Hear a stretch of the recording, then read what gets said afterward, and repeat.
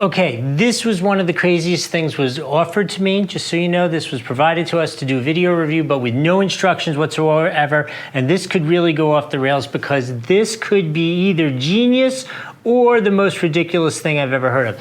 This is a digital torque screwdriver. So now we're all used to building engines and working on our cars and stuff, and you need a torque wrench so you don't over torque. So bottom line is, if you put too much torque, too much power into a certain size screw, nut, bolt, thread, you break it and ruin it. So you want to make sure you have the right amount of power in there without going over. So this is a, let's take a look at it, I'll show you.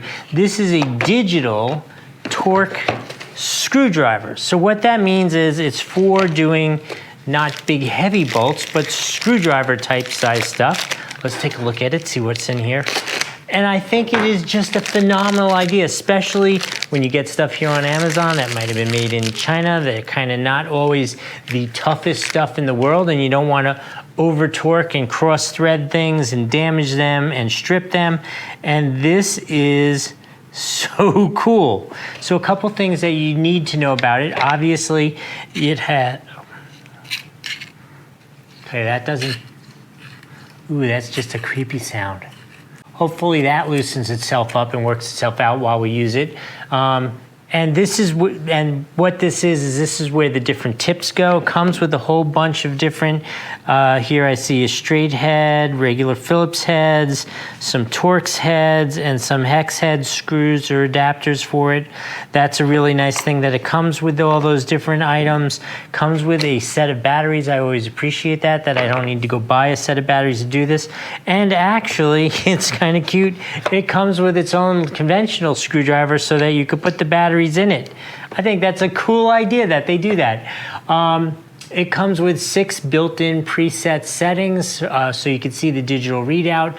Obviously, most commonly, you're going to be either looking at inch-pounds if it's a lighter thing that you're working on, maybe electronics, something like that, or it's going to come in foot-pounds if you're really trying to grind it down. But even at foot-pounds, it's not a tremendous amount. Goes up to 4.43 foot-pounds, which is not huge, but on a screw, you're not gonna be putting in that kind of power. I think there's only one thing left to do. I'm gonna put the batteries in it, and let's take it out and use it a little bit, see how it works, and I'll come back, give you a Doug score from 1 to 5, let you know what I thought of it. Okay, so I gotta say I am totally impressed with how this works. I have it set on inch-pounds right now, so this is good for, basically I'm at somewhere floating around 3 pounds, which is so cool. Let's try this one. Oh, that one's tight. Look, I'm up around 16, 17. Oh, that's so cool. Real use, a real good use, right? Because this is an RC car and everything is tightened into nylon, and you absolutely do not want to over torque these things. So how perfect is this? So you could be like half.